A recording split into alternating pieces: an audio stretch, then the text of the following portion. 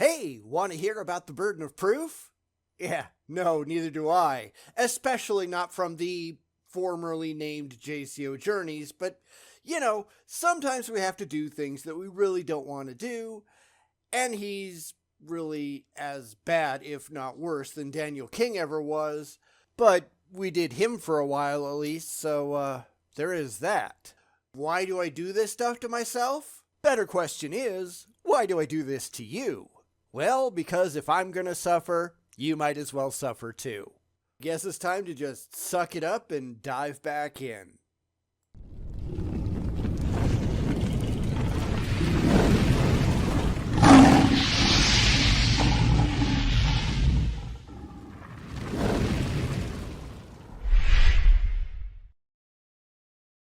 So, the title of this is going to confuse some people because we just skipped over part 7.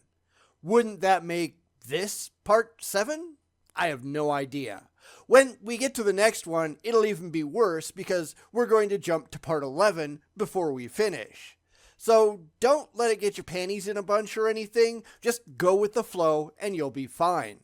This was specifically asked for, so hopefully JCO is going to do more than just ramble on about the same old tired nonsense that we've debunked 6 times so far. Keep your fingers crossed, as if that does anything, and let's go see. In any discussion, especially those about the existence of a God, the burden of proof isn't a static responsibility. There he goes again. This is true regardless of what you're talking about. God isn't a special circumstance. The burden of proof exists for everything all the time. If you make a positive claim about reality, you have the burden of proof to back it up, no matter what the hell you're talking about. And that's really all that needs to be said, yet he has mucked it up so badly for 8 videos so far, and I see no reason to think that he's ever going to change by the end. In fact, he's just repeated himself with minor, meaningless variations time and time again. It still hasn't made his channel any more successful because he is still, as I write this, at 229 subscribers, which is about where he was when we did the first video. But that one came out 10 months ago, or probably a year or more when this video actually hits the channel. Bet he's still around that number of subscribers then. He is failing miserably. And that's not exactly a surprise. Instead, it often shifts back and forth between the participants as each side presents new claims, counters, or challenges. Which you could have just said what I did and stopped flapping your lips. I mean, this is the stuff that I've been saying all along, isn't it? If you make a positive claim about reality, you have to back it up. It doesn't matter who makes the claim or what the claim is about, the responsibility is the same. That was easy, wasn't it? He could have made a 30-second video a year or so ago, and at least that would have been accurate. But no, he wanted to make God special, which is not the case. He wanted to portray atheists in ways that are not accurate because he's got an agenda in mind, and I figure he has very little self-control. Because who the hell makes a dozen videos, which is where this series ends up, saying the exact same thing over and over and over and over and over and over again, without realizing that that's what you're doing? And these are not long videos. Most are only 3 to 4 minutes long, but the dumb is just so prevalent that it takes 20 to 25 minutes, sometimes longer, to respond to each and every one. And that's not my fault. It's his. Understanding this dynamic is crucial for engaging in fair and balanced conversations. The burden of proof initially rests with the person making a claim. No, it rests only on the person making the positive claim about reality. If we're having a conversation and I never once make a claim about the state of objective reality, then I never have the burden of proof. Every word out of my mouth could be, "Prove it," and I have not incurred any burden whatsoever. How can someone who spent so much time talking about this badly not understand that? I honestly don't know. And to predict where he's going to go with this, since he's gone there before, I figure he's going to say something like, if you ask somebody to prove it, then now you have a burden of proof somehow, which is absolutely not true. Or if you say that you don't believe the first person, then somehow you have to prove them wrong, which is also not true, because he has no clue what the hell he's doing. Big surprise there. However, as conversation progresses, the other party may introduce counterclaims or challenges, effectively taking on a new burden of proof themselves. And back to my very simplistic and absolutely accurate statement. If you make a positive claim about reality, you have to back it up. That's 14 words, and he's taken 30 seconds so far trying to say the exact same thing again and again. Does he think that his audience is really that stupid? I mean, if he had an audience, which I think it's obvious that he doesn't. The only people who are watching any of this are atheists, and by this time, even the atheists have given up because JCO doesn't care. He has proven that again and again. That's why I didn't want to talk to him when he came over and asked me to, and why nobody is engaging with his content anymore. In fact, let me go look at his most recent video. Hold on. Something about prayer, I guess, and you should try it out, that kind of thing. And virtually nobody's engaging with it, and most of the ones who are, they're just making fun of this idiot, and he can't figure out that he's just a laughingstock. And that's not much of a surprise either, is it? This shift in dynamic is what keeps the conversation rational and ensures that all positions are adequately justified. Only if the individual making the claim can meet their burden of proof, which, for the religious, they never can. It always comes down to, hey, it sounds good to me, or my book says a thing, or you have to have faith, and never justified with any kind of evidence or credible reason. Because nobody cares what your stupid book says, or how you feel, or what you want to be true. The statement about objective reality requires demonstrable evidence, and they simply don't have any. Because here's another thing. The whole point of the burden of proof is to convince the other party that what you're saying is true. But the religious don't care about that, do they? They only want to rationalize their way to their emotional preconceptions so that their own side thinks that they're right. Because this is never, ever, ever about convincing the people on the other side. It's only about making your side feel all warm and fuzzy inside, and that's stupid. They're not really having a debate with the opposition. They're only preaching to the choir. That's why they lose every single debate, except in the eyes of those existing followers who really want it to be true. They don't even know what they're supposed to be doing with any of this stuff.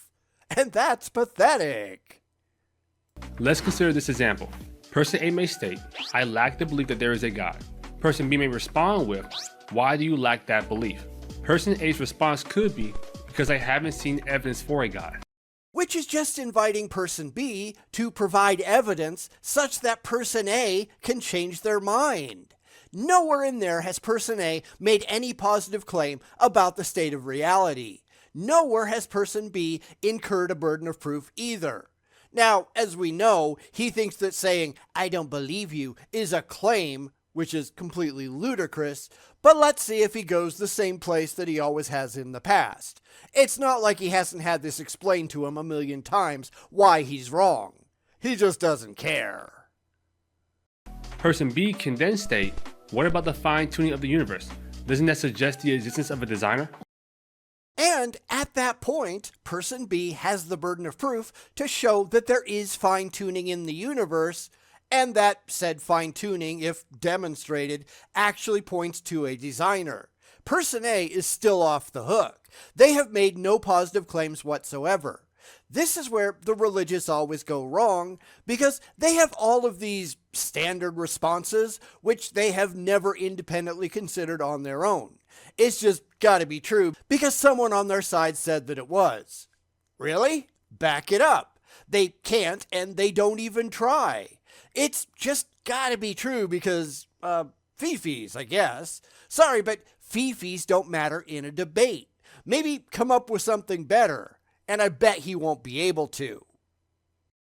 Person A's final response could be, I find natural explanations like the multiverse theory more compelling than the idea of a divine designer. And he still doesn't have a burden of proof. He's stating opinion, not fact. He's saying what he finds more compelling, not what is actually true. He no more has to prove it to you than he has to prove that he prefers chocolate ice cream over pistachio. Because you notice what didn't happen here, right? Person B didn't back up their claim. They've given person A nothing to intellectually consider. If I had been person A, I would have been all over that immediately, and I'm sure that most of you would have been as well.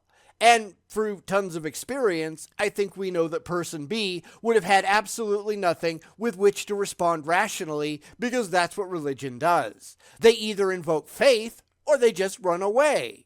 Maybe Jonathan is getting tired of Christians running away, I don't know, but that's a problem with Christians, not with the burden of proof. In this conversation, the burden of proof shifts multiple times. Nope, it only comes up once with the presumed theist making a claim that needs any support. Otherwise, it's just statements of opinion that do not carry a burden of proof. It's almost like Jonathan doesn't know what the hell he's talking about, right? Now, if person A had said the multiverse theory is true, then he would have certainly had to back that up. But that's not what happened in this example. I think we have to give Jonathan a little bit of credit here for not just presenting straw man claims from the atheist side, even though he treats them as if he did.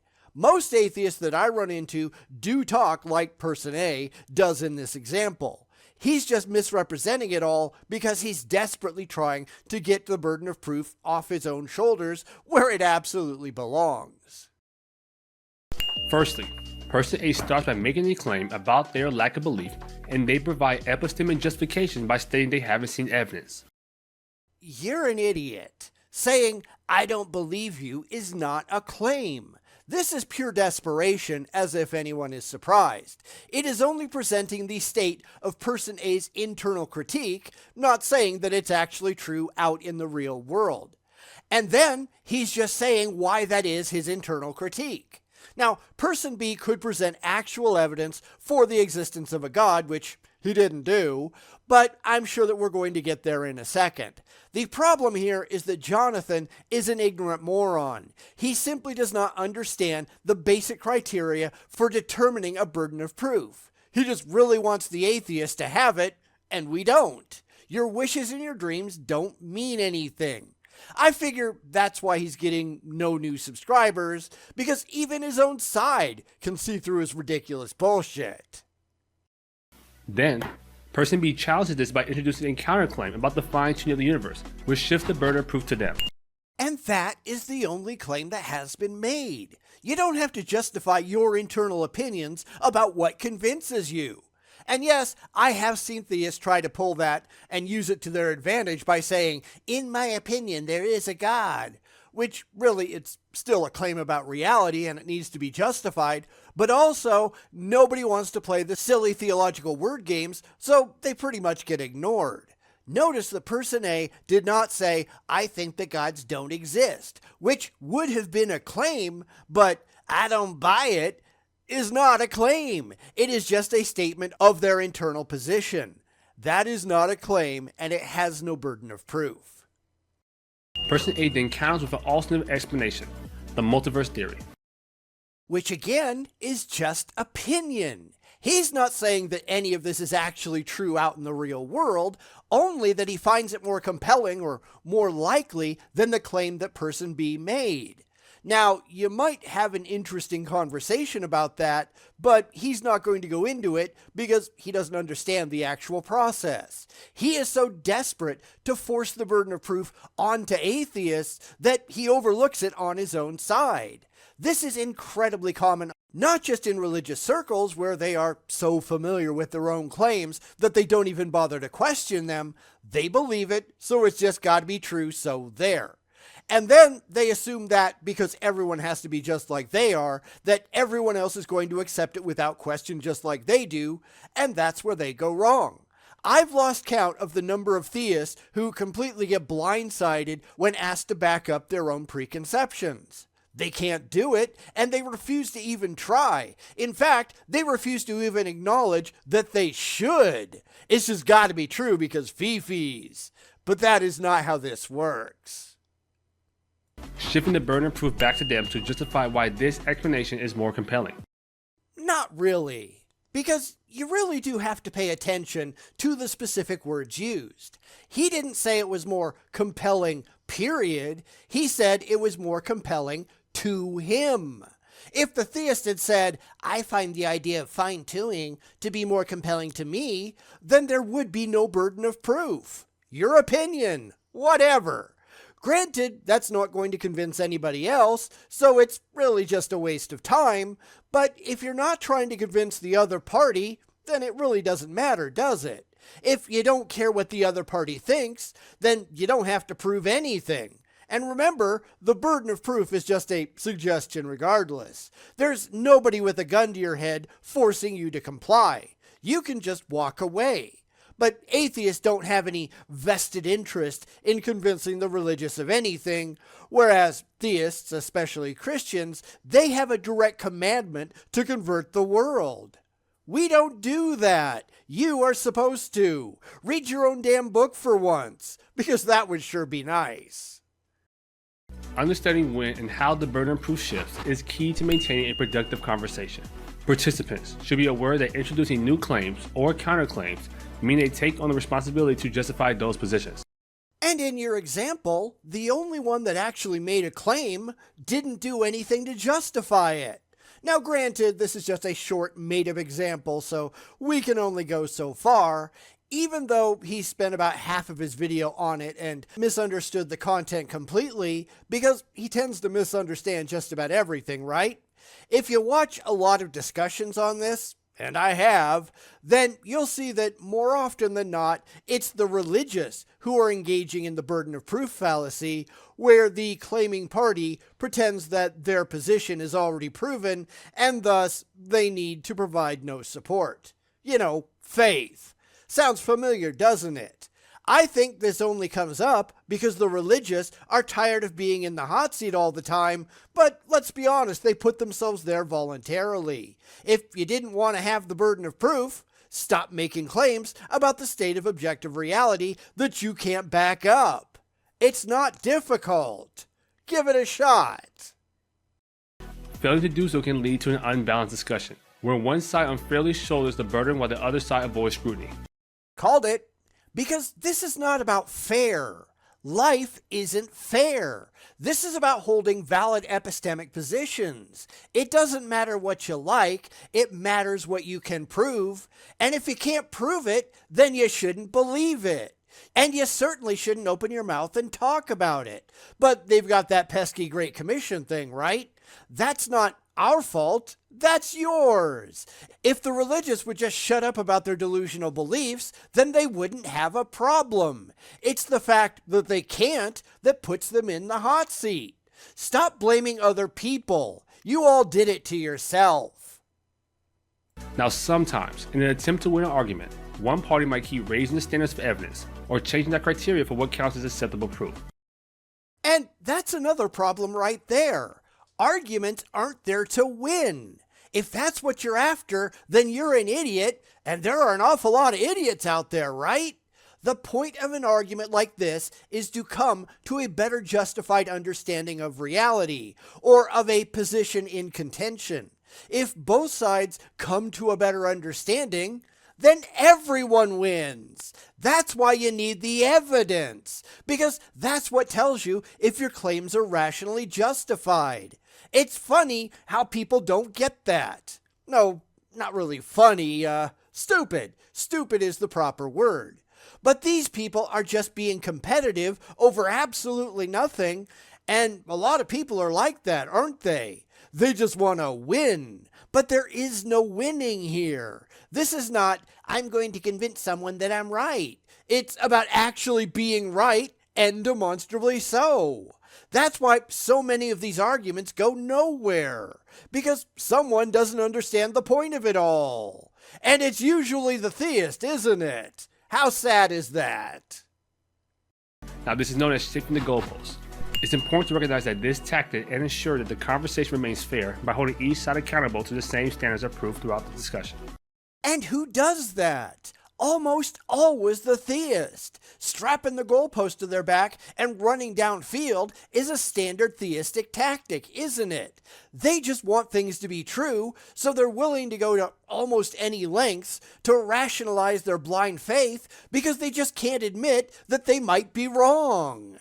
And then we ask for evidence, and they have none, and, Bob's your uncle. They don't understand the game, and they don't understand the rules, and they have no clue on the victory conditions. They just really want to believe, and that's stupid. Overall, the burden of proof in a conversation is dynamic, often bouncing back and forth as claims and counterclaims are made. And not when they're not. But he's desperately trying to make things into claims that are not claims in the first place. I'm not claiming that there are no gods. You're the one claiming that there are. Therefore, you have the burden of proof to back it up. The fact that you don't like that, that's your own damn problem, not mine. Stop making positive claims. But they can't do that, so they just whine instead. And that's what this entire video series has been. A whole lot of whining over things that are laughably not true because he desperately wants to get off the hot seat. Then stop being an idiot and climbing up on the stove of your own volition, because you're doing it to yourself. By understanding this process, participants can engage in more balanced and fair discussions, ensuring that all positions are properly justified and that the conversation remains focused on rational discourse. Which only happens if you take faith off the table, because faith is not rational. I figure that's something that no theist will ever get through their heads because their beliefs are not based on facts, but on complete fantasy. They just really want it to be true, and that's dumb. Granted, look at who we're talking about, right? These are people without any kind of grasp on reality at all, and they don't want one. That's kind of sad, isn't it? So this is one of the requested videos, and sorry, but I'm not really seeing anything all that different about it. Now, I'm still obligated to do number 11, and I will, but after that, we're done. This series only goes to 12, although, to be honest, it's really one video repeated nearly verbatim a dozen times over, and that's not really a good thing. But hey, while you're here, what do you think about this outing? Let me know down in the comments. If I wasn't already on the hook for one more, I would already be done. Probably a couple of videos ago, but this is going to make a very long supercut if it actually ever comes out. I'm going to make sure it does just because, and hopefully that's going to make some people happy. If things keep going as they have, it's going to be over, I don't know, maybe 2.5 hours long, something like that. It's a long time to be saying the exact same thing over and over again, but look at the source. So I guess we'll be back with that last one at some unspecified point in the future. I keep forgetting I have to do these, or maybe I'm just subconsciously pushing them aside, but I promise I will do number 11 at some point. I really will. And of course, I keep my promises, as painful as they might be. So I'll just catch you all next time. Take care.